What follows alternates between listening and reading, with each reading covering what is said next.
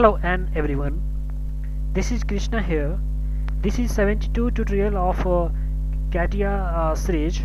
So in this 72 tutorial I'm going to discuss about measure and item tools. So what I discussed beginner video 71 video, this measured between to measure the distance. Now I'm going to measure the items. So now if you're not able to find here, you can go to insert and tools and customize and restore the tools and restore the position. You will get it. Now I'm going to activate this measure item. Now here it is, any geometry or point to point, edge, surface, product and angle 3 point. So as I discussed beginner also, there is same way. So now I'm going to selection. There is only one selection. In previous video there were two selection. Now here it is only one selection. Now I'm going to select any geometry. Now you can customize and you can whichever whatever the things you want to you want to see and you want to look, then you can select it.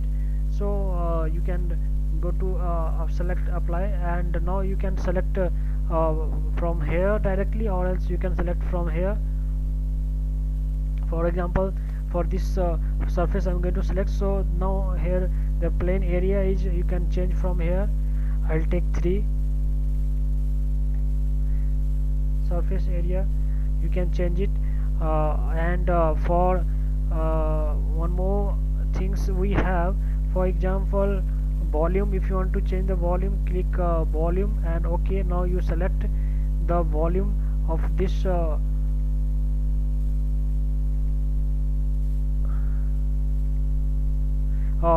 part. Now you can change the value, name, or create the geometry. So this is the way to measure the items. And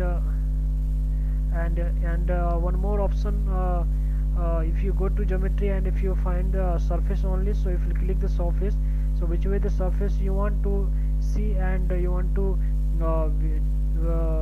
see the area or radius, whatever, so you can uncheck or check.